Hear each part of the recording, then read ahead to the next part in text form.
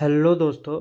तो आज की इस वीडियो में हम आपके लिए जो है उत्तराखंड का इतिहास में जो टॉपिक लाए हैं वो है उत्तराखंड का प्रागैतिहासिक काल। सबसे पहले जो है हम बात कर लेते हैं कि इतिहास किसे कहते हैं। जो इतिहास है आपका, इतिहास किसे कहते हैं?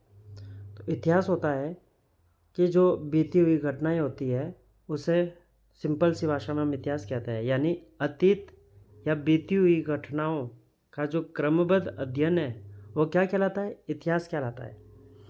इसी तरह से हमने जो है उत्तराखंड के इतिहास को 3 भागों में बांटा है। उत्तराखंड के इतिहास को जो हमने 3 भागों में बांटा है। अगर हम बात कर लेते हैं उत्तराखंड के इतिहास की, सबसे पहला हम इसमें पढ़ेंगे उत्तराखंड का प्रागैतिहासिक काल। उत्तराखंड का प्रागैतिहासिक काल। दूसरा हम इसमें पढ़ेंगे उत्तराखंड का आधे ऐतिहासिक काल। और तीसरा हम इसमें पढ़ेंगे उत्तराखंड का ऐतिहासिक काल। तो चलिए, जो आज का हमारा टॉपिक है वो है उत्तराखंड का प्रागैतिहासिक काल। हम बात कर लेते हैं जो उत्तराखंड का जो प्रागैतिहासिक काल है, इसका जो समय रहता है, टाइम पीरियड रहता है, वो 14 लाख ईस्वी पूर्व से 3000 ईस्वी पूर्व के बीच रहता है। तो ये कौन सा काल कहलाता है? प्रागैतिहासिक काल कहता है। यानी यानी इतिहास काल से पूर्व का वह समय जब मनुष्य आदि मानव की अवस्था में रहता था, अर्थात इतिहास का ऐसा समय जिसके विषय में हम केवल जो है उसके अवशेषों या उसके साक्ष्यों के आधार पर आकलन करते हैं। सिंपल सी भाषा में अगर हम कहें कि इस काल का कोई भी हमें जो है लिखित प्रमाण नहीं मिलता है। यानी जिस काल का हमें कोई भी लिखित प्रमाण नहीं मिलता है उसे क्या कहते हैं? प्रागैतिहासिक काल कहते हैं। कि इस काल के विषय में जो है हमें जो सर्वाधिक जानकारी है वो मानव द्वारा जो बनाई गई गुफाओं में या मानव द्वारा बनाई गई जो गुफाओं से जो हमें शैलचित्र प्राप्त हुए हैं उनसे जानकारी मिलती है। यानी यानी हम बात करें कि प्रागैतिहासिक काल में मानव जो है जिन जिन गुफाओं में या शैलाश्रयों में निवास करते थे वहाँ इन्होंने इन पत्थरों पर जो है शैल चित्र बनाए। और इन चित्रों से क्या है, इस काल के मानव के जो रहन सहन और वहाँ उनकी संस्कृति आदि के विषय में क्या है हमें जानकारी मिलती है। तो आज का हम जो टॉपिक लाया है वो हम पढ़ेंगे कि उत्तराखंड में जो अलग अलग स्थानों पर जो हमें प्रागैतिहासिक स्थल प्राप्त हुए तो कहाँ कहाँ से प्राप्त हुए और कौन कौन सी जगह से हमें प्राप्त हुए हैं। तो हम बात कर लेते हैं इसमें जो अल्मोड़ा जो ज़िला है। अगर हम बात करें उत्तराखंड में जो है 13 ज़िले हैं, कुमाऊं में आपके 6 ज़िले हैं और गढ़वाल में आपके 7 ज़िले हैं। तो ये आपके कुमाऊं वाले ज़िले हो गए, ये आपके गढ़वाल वाले ज़िले हो गए। बात कर लेते हैं कि अल्मोड़ा से जो हमें जो प्राप्त हुए, अल्मोड़ा से जो है प्रागैतिहासिक स्थल जो हमें प्राप्त हुए हैं। सबसे पहले अल्मोड़ा के प्रागैतिहासिक स्थल हम पढ़ लेते हैं। इसमें जो हमें सबसे पहले प्राप्त हुआ है वो हुआ है लाखू गुफा। आपको क्वेश्चन मिलेगा कि लाखू गुफा कहाँ है, तो अल्मोड़ा में स्थित है। दूसरा आपको यहाँ से क्वेश्चन मिल सकता है कि जो गणनाथ गुफा है, कौन सी? गणनाथ गुफा, तो ये कहाँ है? ये भी आपके अल्मोड़ा में स्थित है। तीसरा आपको यहाँ से बनेगा मेहरू गुफा कहाँ है, तो मेहरू गुफा भी जो है अल्मोड़ा में स्थित है। और चौथा आपको यहाँ से बनेगा कि जो पेटशाल प्रागैतिहासिक स्थल है वो कहाँ है, वो भी आपके अल्मोड़ा में स्थित है। हम बात कर लेते हैं अल्मोड़ा में दूसरी, अगर हम बात करें फड़क्का नौली कहाँ है, तो फड़क्का नौली जो प्रागैतिहासिक स्थल है ये भी आपके अल्मोड़ा में स्थित है। और लोथाप प्रागैतिहासिक स्थल भी आपके कहाँ है? अल्मोड़ा में स्थित है। और हटवाल गोड़ा प्रागैतिहासिक स्थल भी कहाँ है? अल्मोड़ा में स्थित है। और इसी तरह से आपका जो है कसार देवी प्रागैतिहासिक स्थल भी कहाँ है? वो भी अल्मोड़ा में स्थित है। इसमें हम फिर दूसरा हम आपके लिए जो पढ़ेंगे वो पढ़ेंगे पिथौरागढ़ के प्रागैतिहासिक स्थल। अच्छा, पिथौरागढ़ में हम क्या पढ़ेंगे? पिथौरागढ़ में हम पढ़ेंगे सबसे पहले वनकोट क्षेत्र। यानी पिथौरागढ़ का जो वनकोट क्षेत्र है वो भी पिथौरागढ़ में स्थित है प्रागैतिहासिक स्थल। और आपका दूसरा जो है यहाँ पे चिपला के आधार प्रागैतिहासिक स्थल। तीसरा आपका यहाँ पे हम पढ़ेंगे पिथौरागढ़ में पाताल भुवनेश्वर प्रागैतिहासिक स्थल। हम चमोली की बात कर लेते हैं। चमोली डिस्ट्रिक्ट के चमोली में जो प्रागैतिहासिक स्थल हमें प्राप्त हुए, सबसे पहले ग्वारखिया गुफा जिसे हम गोरखा गुफा भी कहते हैं। तो ग्वारखिया गुफा प्रागैतिहासिक स्थल कहाँ है? चमोली में स्थित है। आपका चमोली में स्थित है दूसरा मलारी गांव प्रागैतिहासिक स्थल, ये भी कहाँ है? चमोली में स्थित है। और किमनी गांव प्रागैतिहासिक स्थल भी कहाँ है? चमोली में स्थित है। तो इसी तरह से हम जो है आपके लिए प्रमुख प्रागैतिहासिक स्थल पे बात कर लेते हैं। सबसे पहले हम बात करते हैं इसमें अल्मोड़ा के जो प्रमुख प्रागैतिहासिक स्थल है उस पर हम बात कर लेते हैं। सबसे पहले हमें पढ़ना है इसमें लाखों गुफा। अगर हम बात करते हैं कि जो लाखों गुफा है क्या है, कि जो लाखों गुफा है आपके लाखों गुफा जो है आपका अल्मोड़ा में स्थित है, या इसे लाखों उडियार और लाखों गुफा कहाँ है, तो ये अल्मोड़ा में स्थित है। और लाखों गुफा की जो खोज है वो किसने करी थी, वो करी थी माहेश्वर प्रसाद जोशी ने, MP जोशी ने। कब करी थी, 1968 में जो है लाखों गुफा की खोज करी थी। हम लाखों गुफा की अगर हम स्थिति की बात कर लेते हैं, अगर हम इधर बात करते हैं, ये आपका यहाँ पे क्या है, अल्मोड़ा शहर बसा हुआ है। अल्मोड़ा शहर जो है आपका किसने बसाया था, अल्मोड़ा शहर अगर हम बात कर लेते हैं 1564 ईस्वी में जो है अल्मोड़ा शहर की जो स्थापना है वो जो है चंद वंश का जो शासक था बालो कल्याण चंद, किसने करा था, बालो कल्याण चंद ने जो है अल्मोड़ा शहर को बसाया था, और ये 1564 ईस्वी में बसाया था। अच्छा, हम बात कर लेते हैं कि जो अल्मोड़ा का जो आपका जो प्राचीन नाम है वो क्या बोलते हैं, अल्मोड़ा का जो प्राचीन नाम है वो आपका जो है आलमनगर है। क्या है, आलमनगर।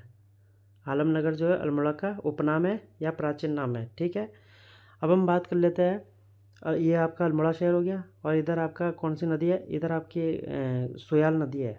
कौन सी नदी है, सुयाल नदी। और इधर आपका कोसी नदी है, इधर से आ रही है कोसी नदी। अच्छा, कोसी नदी और सुयाल नदी के बीच में जो ये शहर है आपका, ये अल्मोड़ा शहर बसा हुआ है।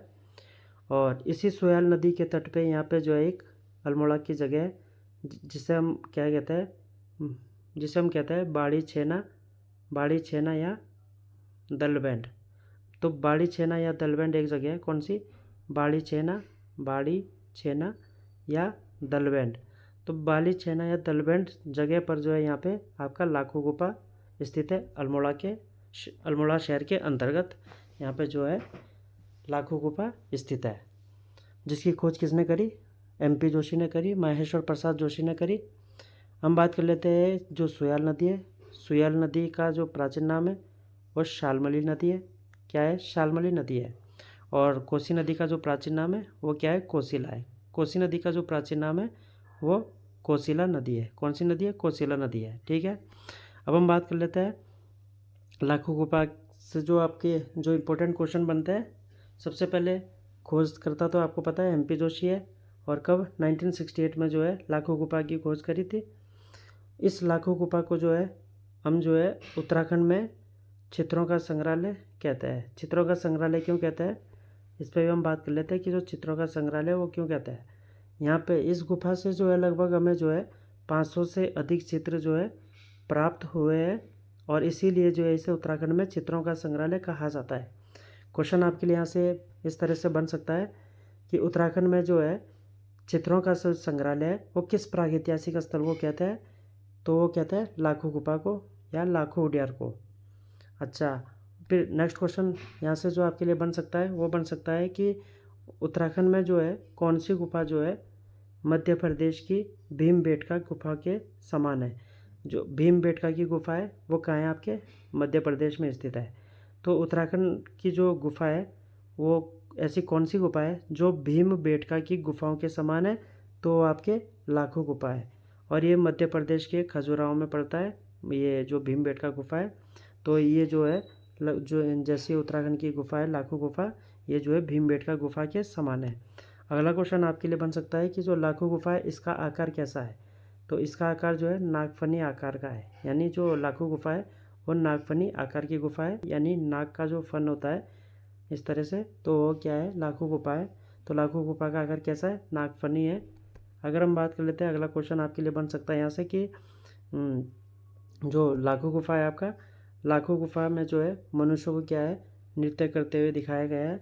यानी यहाँ के जो चित्रों में, लाखों गुफा के जो चित्रों में है वो मनुष्य को क्या है, नृत्य करते हुए दिखाया गया है। मनुष्य को नृत्य करते हुए दिखाया गया है। और आगे हम बात कर लेते हैं कि जो लाखों गुफा है यानी लाखों वर्ष पुराना होने के कारण जो है यहाँ के जो स्थानीय निवासी है इसे लाखों गुफा कहते हैं।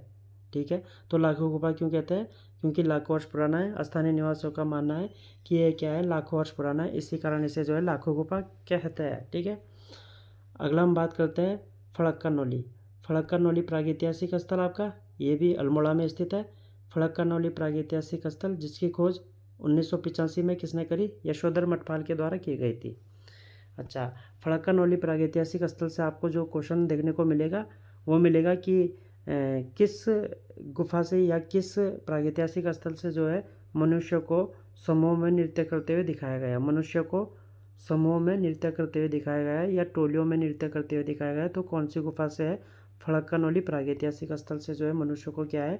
समूह में नृत्य करते हुए दिखाया गया है। क्या करते हुए दिखाया है? नृत्य करते हुए दिखाया गया है फड़क्का नौली प्रागैतिहासिक स्थल से। अच्छा, अगला क्वेश्चन आपके लिए जो है पेटशाल प्रागैतिहासिक स्थल, ये भी आपका कहाँ है? ये भी आपका अल्मोड़ा में स्थित है और इसकी जो स्थापना है 1989 में यशोधर मठपाल ने करी थी। और पेटशाल प्रागैतिहासिक स्थल से जो आपके लिए क्वेश्चन बन सकता है वो बन सकता है कि यहाँ के चित्रों में जो है, जो पेटशाल प्रागैतिहासिक स्थल अल्मोड़ा में है, यहाँ के चित्रों में क्या है? मानव को जो है नृत्य करते हुए दिखाया गया है। यानी मानव को जो नृत्य है वो मानव की कत्थई रंग की आकृतियाँ यहाँ पे मिली है। मानव की कत्थई रंग की आकृतियाँ मिली है, यानी नृत्य रथ में। किस में मिली है? नृत्य रथ में जो है मानव की क्या है? कत्थई रंग की आकृतियाँ मिली है। तो मानव की जो कत्थई रंग की आकृतियाँ है वो कहाँ से प्राप्त हुई है? वो जो है पेटशाल प्रागैतिहासिक स्थल से प्राप्त हुई है। अगला हम पढ़ते हैं फलसीमा प्रागैतिहासिक स्थल। क्या? फलसीमा प्रागैतिहासिक स्थल कहाँ है आपके? ये भी अल्मोड़ा में स्थित है। फलसीमा प्रागैतिहासिक स्थल में जो है मानव को योग करते हुए और नृत्य करते हुए दिखाया गया है। मानव को योग करते हुए या योग मुद्रा में, क्वेश्चन आ सकता है कि मानव को जो है योग मुद्रा में जो है नृत्य करते हुए दिखाया गया है, तो कहाँ से दिखाया गया है? फलसीमा प्रागैतिहासिक स्थल से जो है मानव को योग मुद्रा में जो है नृत्य करते हुए दिखाया गया है या योग करते हुए मानव को क्या है? नृत्य करते हुए दिखाया गया है। आगे क्वेश्चन बनता है लोथाप उडियार। लोथाप उडियार से जो लोथाप उडियार भी कहाँ है आपका? अल्मोड़ा में स्थित है। लोथाप उडियार से जो आपको क्वेश्चन मिलेगा वो मिलेगा मानव को शिकार करते हुए दिखाया गया है। यानी यहाँ के चित्रों में जो लोथाप उडियार है अल्मोड़ा में स्थित है, तो यहाँ के चित्रों में क्या है? मानव को शिकार करते हुए दिखाया गया है। अच्छा, इसे लोथाप क्यों कहते हैं? लोथाप इसलिए कहते हैं, लोहे मतलब खून और थाप मतलब क्या है? चित्र। यानी लोथाप यानी खून का जो थाप है, खून के चित्र, यानी मतलब लाल रंग का प्रयोग क्या है यहाँ के चित्रों में सबसे ज़्यादा हुआ है, इसीलिए इसे लोथाप कहते हैं। ठीक है, आगे हम बात करते हैं कसार देवी प्रागैतिहासिक स्थल की। अच्छा, कसार देवी प्रागैतिहासिक स्थल की हम बात कर लेते हैं। तो कसार देवी प्रागैतिहासिक स्थल आपका कहाँ है? अल्मोड़ा में स्थित है। कहाँ है आपका जो है जो ये कसार देवी प्रागैतिहासिक स्थल है ये आपका अल्मोड़ा में स्थित है। और किस पहाड़ी पर है? तो कसार देवी प्रागैतिहासिक स्थल जो है आपका किस पहाड़ी पर है? तो ये जो है कश्यप पहाड़ी पर स्थित है। कौन सी पहाड़ी? कश्यप पहाड़ी पर जो है आपके जो है कसार देवी प्रागैतिहासिक स्थल स्थित है। तो आपको क्वेश्चन मिल सकता है कि जो कसार देवी प्रागैतिहासिक स्थल है वो किस पहाड़ी पर है? तो कश्यप पहाड़ी पर है। और नेक्स्ट क्वेश्चन आपको मिलेगा कि कसार देवी से हमें क्या प्राप्त हुआ है? 14 नर्तकों का चित्र प्राप्त हुआ है। तो 14 नर्तकों का चित्र हमें जो है कहाँ से प्राप्त हुआ है? तो ये जो है कसार देवी से प्राप्त हुआ है। हमें 14 नर्तकों का चित्र जो है कसार देवी से प्राप्त हुआ है। ठीक है, आगे हम बात कर लेते हैं हटवाल घोड़ा। हटवाल घोड़ा की हम बात कर लेते हैं। तो हटवाल घोड़ा जो है आपका अल्मोड़ा में स्थित है। और हटवाल घोड़ा प्रागैतिहासिक स्थल से जो है हमें जो है मानव का भैंस का मुखौटा पहने हुए क्या है? सींग वाला एक चित्र प्राप्त हुआ है। यानी भैंस का मुखौटा हमें कहाँ से प्राप्त हुआ है? ये हटवाल घोड़ा से प्राप्त हुआ है। जो भैंस का मुखौटा है, मानव द्वारा जो भैंस का मुखौटा पहने हुए जो चित्र यहाँ से प्राप्त हुआ है वो कहाँ से प्राप्त हुआ है? वो हटवाल घोड़ा से प्राप्त हुआ है। ठीक है, तो हटवाल घोड़ा से जो है मानव का भैंस वाला मुखौटा क्या है? भैंस वाला मुखौटा पहने हुए सींग वाला चित्र क्या है? प्राप्त हुआ है। ठीक है, आगे हम चल लेते हैं चमोली के प्रमुख प्रागैतिहासिक स्थल। अब चमोली जनपद की हम बात कर लेते हैं। तो सबसे पहले हम इसमें पढ़ेंगे ग्वारखिया गुफा। ग्वारखिया गुफा जो है आपके सबसे पहले चमोली में स्थित है। और ग्वारखिया गुफा या इसे ये गोरखा गुफा भी कहते हैं। क्या कहते हैं इसे? जो है गोरखा गुफा भी कहते हैं। ठीक है, अब गोरखा गुफा या ग्वारखिया गुफा की जो खोज है वो राकेश भट्ट ने करी है। राकेश भट्ट ने कब करी है? 19वीं सदी में करी है। 19वीं सदी के आसपास जो है राकेश भट्ट ने क्या है? ग्वारखिया गुफा की खोज करी है। और ग्वारखिया गुफा की अगर हम स्थिति की बात करें तो ग्वारखिया गुफा जो है आपके ये जो आपका कौन से गांव में पड़ती है? डुंगरी गांव में। डुंगरी गांव, कौन सा गांव? डुंगरी गांव। अच्छा, हम डुंगरी गांव की बात कर लेते हैं। और ये चमोली जनपद में स्थित है डुंगरी गांव। ये आपके अलकनंदा नदी है तो अलकनंदा नदी के तट पर जो है ये डुंगरी गांव बसा हुआ है। और ये अलकनंदा नदी का जो उद्गम स्थल है, कहाँ से आ रही है अलकनंदा नदी, तो ये आ रही है आपके सतोपंथ ग्लेशियर से। तो सतोपंथ ग्लेशियर से जो है आपकी अलकनंदा नदी आ रही है। और इस अलकनंदा नदी के तट पर एक गांव है डुंगरी गांव चमोली का। तो इसी डुंगरी गांव के पास में जो है ग्वारखिया गुफा स्थित है। और खोज किसने करी? राकेश भट्ट ने करी है। और इसमें जो आपके लिए क्वेश्चन बन सकता है कि मनुष्य को वो पशुओं को हाँकते हुए जो दिखाया गया है वो ग्वारखिया गुफा में दिखाया गया है। यानी ग्वारखिया गुफा के चित्रों में जो है मनुष्य और पशुओं को क्या है, हाँकते हुए दिखाया गया है। यानी यहाँ से जो हमें चित्र मिले हैं वो मिले हैं जो मनुष्य और पशुओं को हाँकते हुए दिखाया गया है, वो किस में दिखाया गया है? वो ग्वारखिया गुफा में दिखाया गया है। अच्छा, अगर हम बात करते हैं तो इसे ग्वारखिया गुफा क्यों कहते हैं? कुछ इतिहासकार ये कहते हैं कि इस गुफा के अंदर जो है जो गोरखा लोग होते थे, गोरखा लोग, वो अपने लूट का सामान क्या है इस गुफा में रखते थे। तो इसी कारण इसे जो है स्थानीय निवासी यहाँ पे जो है गोरखा गुफा या ग्वारखिया गुफा कहते हैं। अगर हम बात करते हैं तो यहाँ की गुफाओं में जो है गुलाबी और लाल रंग का प्रयोग हुआ है। गुलाबी और लाल रंग के चित्र प्राप्त हुए हैं कहाँ से? ग्वारखिया गुफा से। ठीक है, आगे हम बात कर लेते हैं। इसके अलावा जो है यहाँ के चित्रों में हमें जो है मानव, भेड़ और बारहसिंगा और आपके लोमड़ी आदि के जो है चित्र प्राप्त हुए हैं। ठीक है, हम बात कर लेते हैं आगे किमनी गांव। किमनी गांव की हम बात कर लेते हैं तो किमनी गांव भी आपका जो है चमोली जनपद में स्थित है। हम बात कर लेते हैं कि ये आपका हो गया आपका पिंडारी ग्लेशियर है। और पिंडारी ग्लेशियर जो आपके 3 जनपदों में, चमोली, पिथौरागढ़ और बागेश्वर। तो चमोली और पिथौरागढ़ और बागेश्वर में जो है आपका पिंडारी ग्लेशियर आता है। और पिंडारी ग्लेशियर से जो नदी निकल रही है वो निकल रही है पिंडर नदी। तो इस पिंडर नदी के तट पर यहाँ पे जो है किमनी गांव बसा हुआ है। और ये थराली ब्लॉक के अंतर्गत आता है। तो किमनी गांव, और किमनी गांव से जो हमें प्राप्त हुआ है वो सफ़ेद रंगों का प्रयोग जो है यहाँ के चित्रों में किया जाता था। तो सफ़ेद रंगों का जो प्रयोग होता था वो कहाँ से होता था? किमनी गांव प्रागैतिहासिक स्थल से जो है सफ़ेद रंगों का प्रयोग किया जाता था। और इस किमनी गांव से जो है हमें एक जो है कटार जैसा एक हथियार मिला है। यानी कटार यानी तलवार जैसा एक हथियार जो है किमनी गांव से हमें प्राप्त हुआ है। ठीक है, और आगे हम चलते हैं मलारी गांव। मलारी गांव की बात करते हैं तो मलारी गांव भी आपका क्या है? चमोली में स्थित है। और मलारी गांव की खोज जो है 2002 ईस्वी में किसने करी? जो गढ़वाल विश्वविद्यालय के जो शोधकर्ता है उनके द्वारा जो है मलारी गांव को खोजा गया और 2002 ईस्वी में खोज करी है। अच्छा, जो वर्ष 2002 की बात करें तो वर्ष 2002 में जो है गढ़वाल विश्वविद्यालय के जो शोधकर्ता हैं उन्होंने जो है यहाँ से 5.2 किलो का सोने का मुखौटा जो है यहाँ से प्राप्त हुआ है। मलारी गांव से खोज करी है किसने? 2002 में गढ़वाल विश्वविद्यालय के शोधकर्ताओं ने जो है यहाँ से क्या है 5.2 किलो का सोने का मुखौटा प्राप्त किया है। ठीक है, तो कहाँ से क्या है? मलारी गांव से। यहाँ से क्वेश्चन आपको मिला है कि 5.2 किलो का जो सोने का मुखौटा है वो कहाँ से प्राप्त हुआ है? तो जो है चमोली के मलारी गांव से प्राप्त हुआ है। कहाँ से प्राप्त हुआ है? चमोली के मलारी गांव से हमें जो है यहाँ से प्राप्त हुआ है। आगे हम बात कर लेते हैं रूपकुंड झील। तो रूपकुंड झील भी आपका जो है चमोली में स्थित है। रूपकुंड झील को ही क्या कहता है? रहस्यमयी ताल कहता है। क्या कहता है? रहस्यमयी ताल कहता है। और रहस्यमयी ताल, रूपकुंड झील को रहस्यमयी ताल भी कहता है और कंकाली ताल भी कहता है। क्या कहता है? कंकाली ताल भी कहते हैं। अगर हम बात करें रूपकुंड झील, तो रूपकुंड झील की जो खोज करता है वो 1942 ईस्वी में किसने करी थी? एच.के. माधवल ने करी थी। किसने करी थी? एच.के. माधवल ने जो है रूपकुंड झील की खोज करी थी। इधर हम बात करते हैं चमोली में। और चमोली में अगर हम बात करें तो इधर जो आपका नंदा घूघटी पर्वत है। कौन सा? नंदा घूघटी पर्वत है। कौन सा? नंदा घूघटी पर्वत है। नंदा घूघटी पर्वत। और इधर आपका त्रिशूल पर्वत है। तो त्रिशूल पर्वत और नंदा घूघटी पर्वत के बीच में जो झील बनी हुई है उसे कहते हैं रूपकुंड झील। रूपकुंड झील जाने के लिए जो है कौन से बुग्याल से रास्ता जाता है? बेदनी बुग्याल से रास्ता जाता है रूपकुंड झील से जाने के लिए। ठीक है, तो यहाँ पे आपका बेदनी बुग्याल है और यहाँ से जो रास्ता जाता है वो रूपकुंड झील के लिए जाता है। और क्षेत्रफल में जो है उत्तराखंड का सबसे बड़ा बुग्याल है। कौन सा? बेदनी बुग्याल। कहाँ है? चमोली में ही स्थित है। ठीक है, अगर हम बात करते हैं तो इस स्थल या रूपकुंड झील से जो है हजारों वर्ष पुराने क्या है मानव के नर कंकाल प्राप्त हुए हैं। और जिनके ऊपर आज भी ये रहस्य बना हुआ है कि यह कंकाल किसका है। तो इसीलिए हम इसे क्या है, रहस्यमयी ताल भी कहते हैं।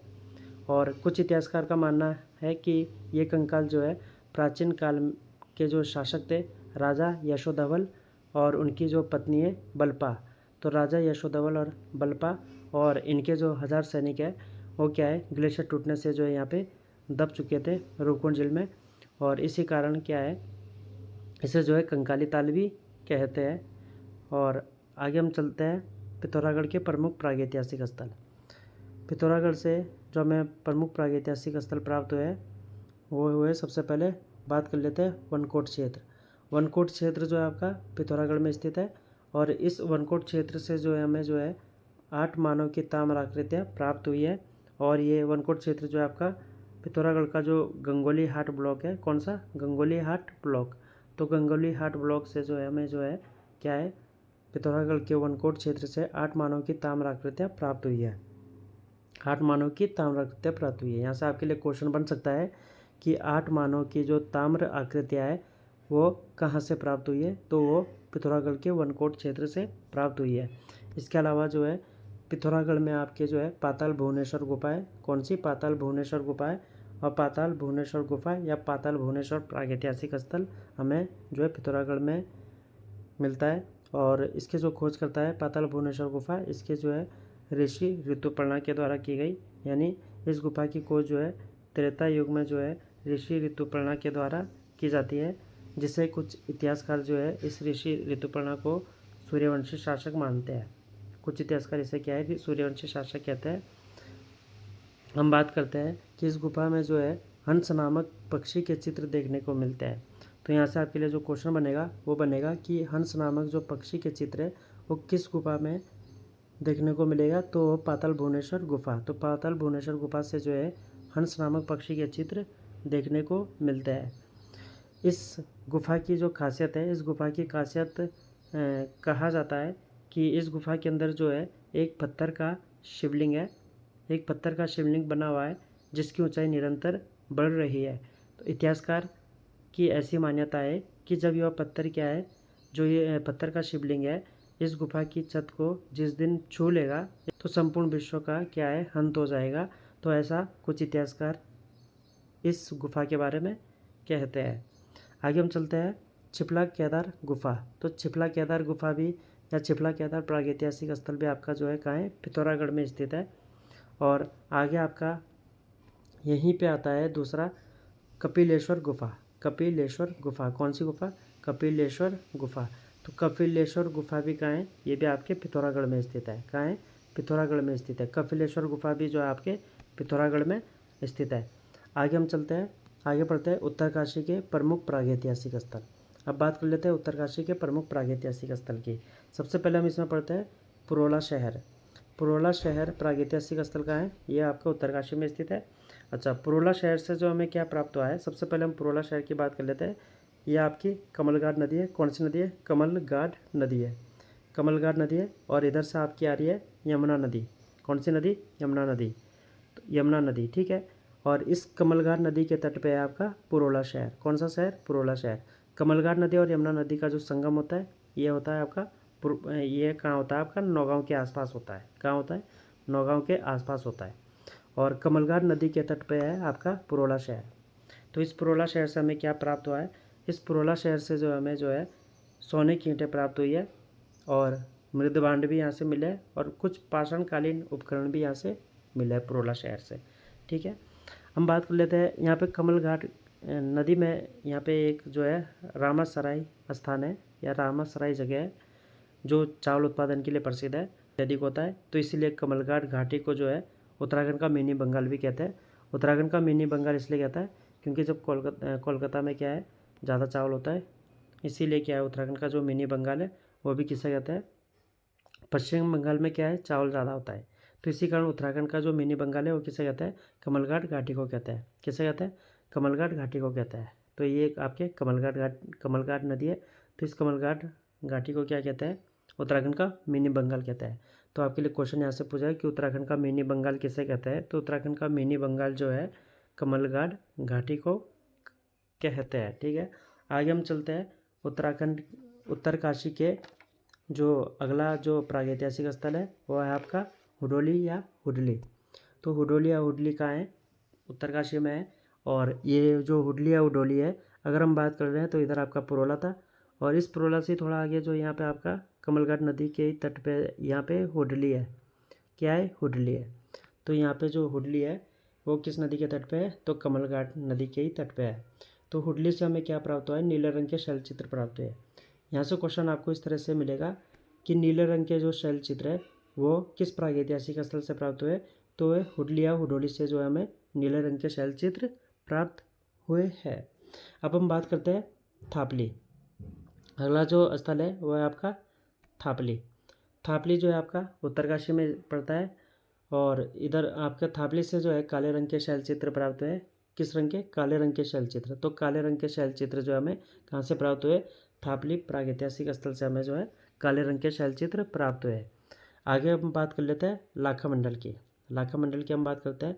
लाखा मंडल जो है आपके देहरादून में स्थित है, और लाखा मंडल का प्राचीन नाम आपका क्या है? मढ़। मढ़ कहता है। लाखा मंडल का जो प्राचीन नाम है वो मढ़ है। और लाखा मंडल जो प्रागैतिहासिक स्थल से जो हमें मिला है वो देवी ईश्वरा का शिलालेख मिला है। देवी ईश्वरा का शिलालेख मिला है। अच्छा, और जो देवी ईश्वरा है ये जो है यादव वंश का जो शासक था भास्कर बर्मन की क्या थी? पुत्री थी। भास्कर बर्मन की पुत्री थी। यानी जब यहाँ पे यादव वंश का शासन था तो यादव वंश का यहाँ पे शासक था एक भास्कर बर्मन। कौन था? भास्कर बर्मन। इसकी पुत्री थी देवी ईश्वरा। और इस देवी ईश्वरा का जो विवाह है वो जो है पंजाब या जालंधर के जो युवराज है चंद्रगुप्त प्रथम के साथ होता है। चंद्रगुप्त प्रथम यानी पंजाब का जो युवराज है या पंजाब या जालंधर का जो शासक है चंद्रगुप्त प्रथम के साथ क्या है? किसका विवाह होता है? ये जो है देवी ईश्वरा का विवाह होता है।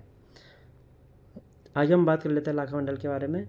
यहाँ के जो स्थानीय निवासियों का मानना है कि लाखों की संख्या में मूर्तियाँ मिलने से इस स्थल को क्या है? लाखा मंडल नाम दिया गया। और यह उत्तराखंड में जो है मूलतः शिव मंदिर और मूर्तियों के लिए प्रसिद्ध है। इस स्थान पर जो है महाभारत काल में जो है दुर्योधन ने जो है पांडवों को जलाने के लिए क्या है? लाक्षागृह बनाए थे। क्या बनाए थे? लाक्षागृह बनाए थे।